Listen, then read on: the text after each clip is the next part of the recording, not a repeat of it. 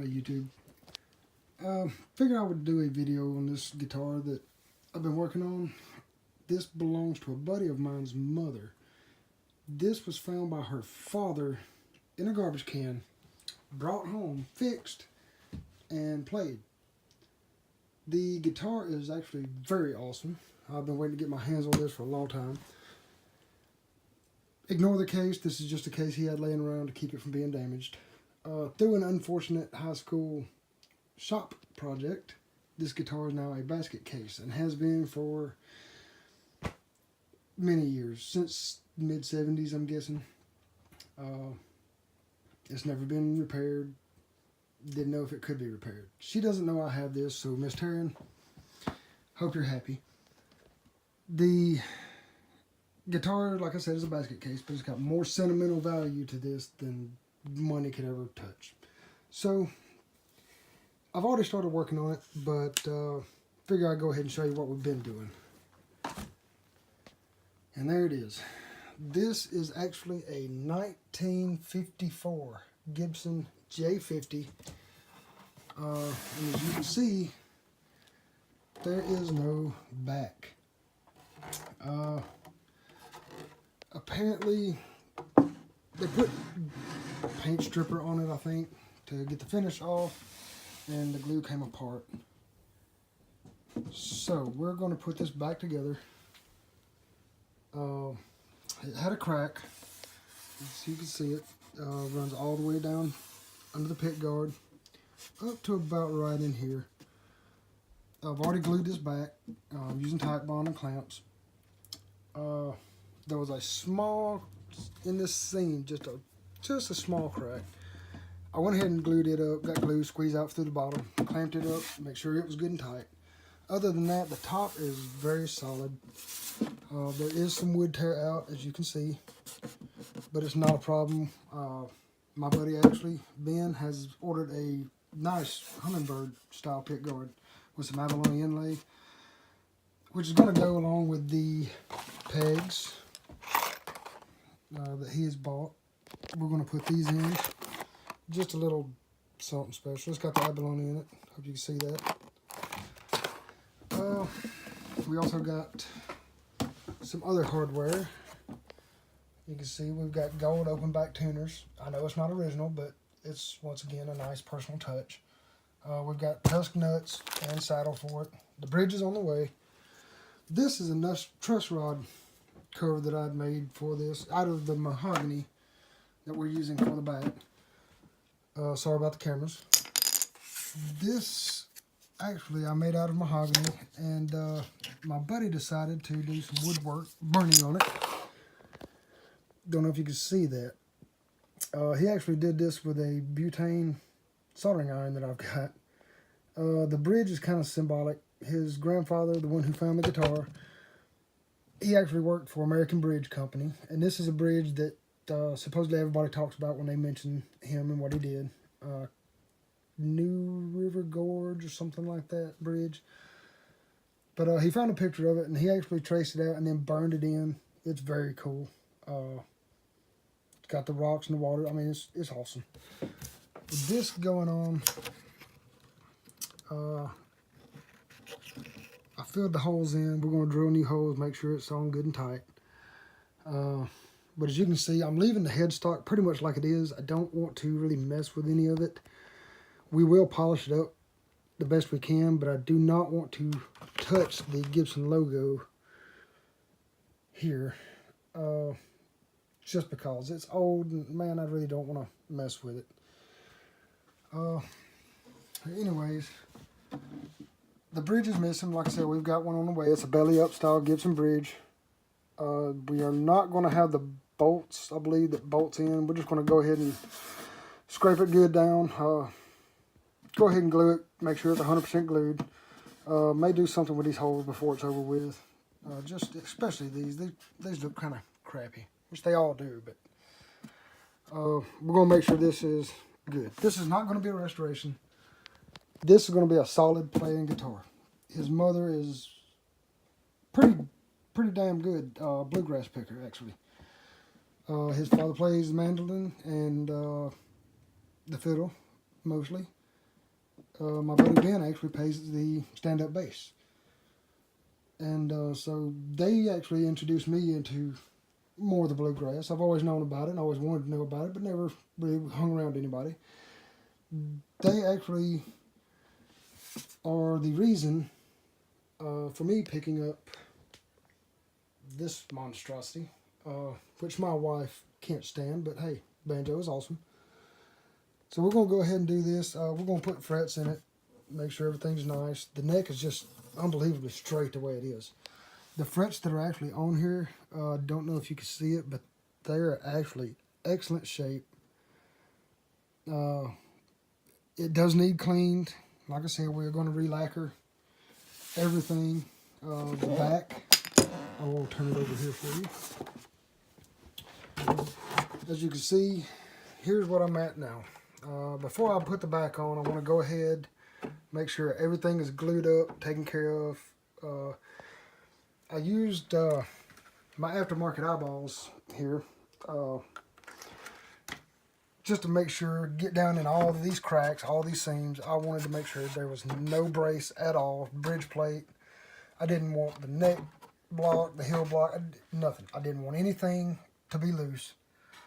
So I got down and scrutinized everything with it. Here you can see the crack. Let me get the light off of there. You can see where I put a couple cleats in, just in that main wide area there, just to make sure that this never actually pulls apart again.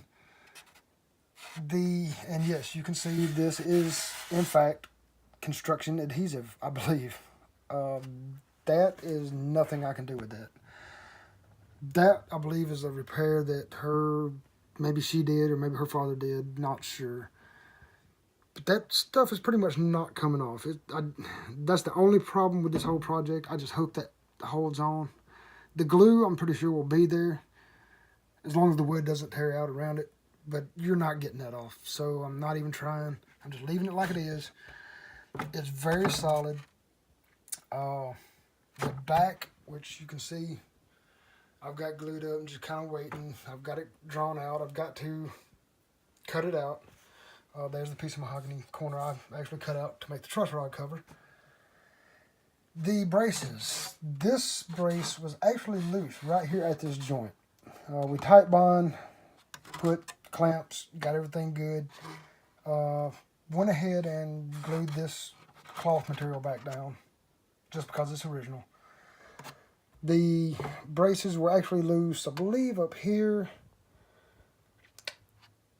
maybe here and here, just at the ends. And there seems like there was maybe this one right here, maybe. And you can see these fingerprints were actually not mine. Those were there.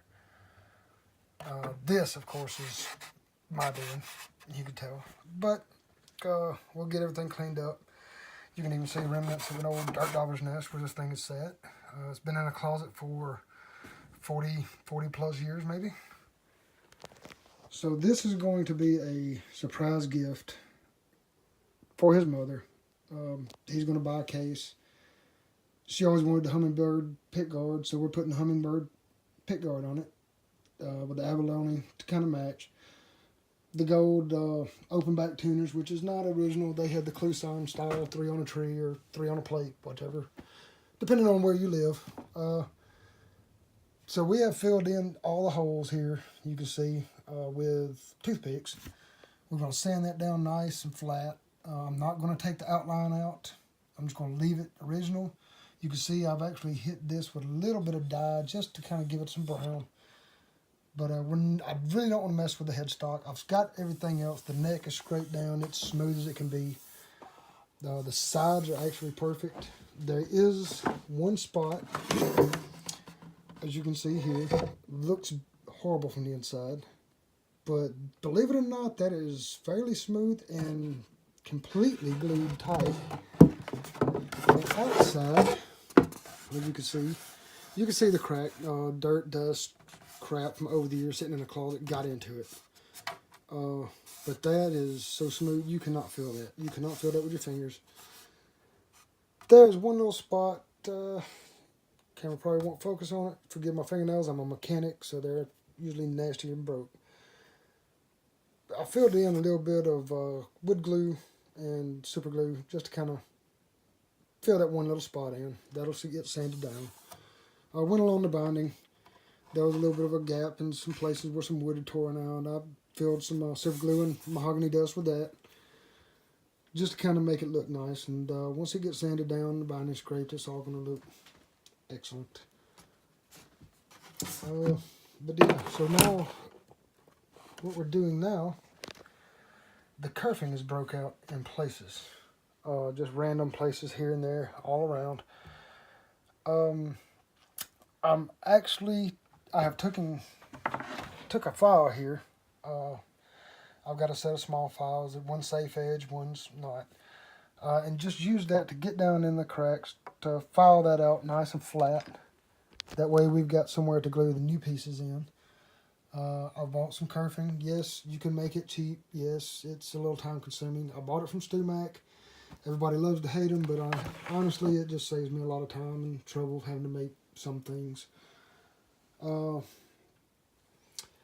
These are pieces of kerfing I'd actually already cut, sanded, used a file, get them all nice and flat, make sure every one of them fit. And we're going to glue those up so that way this back has 100% everywhere it can. I want it to be glued. I do not want any problems with the back ever coming off again. Like I said, the top kind of worries me, but I really don't think that glue is going anywhere.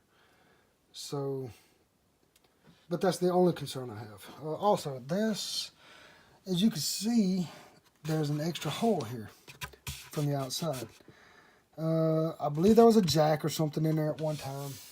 That would explain the tear out around the sound hole. Maybe somebody had a pickup in it. She's not big on pickups in an acoustic guitar, and I agree. When it, anyways, personal preference. Excuse me. So we're going to try to fill this hole in actually with a piece of this mahogany left over. It's not going to be perfect, but it will do the job, fill the gap. Like I said, it's not going to be a beauty queen.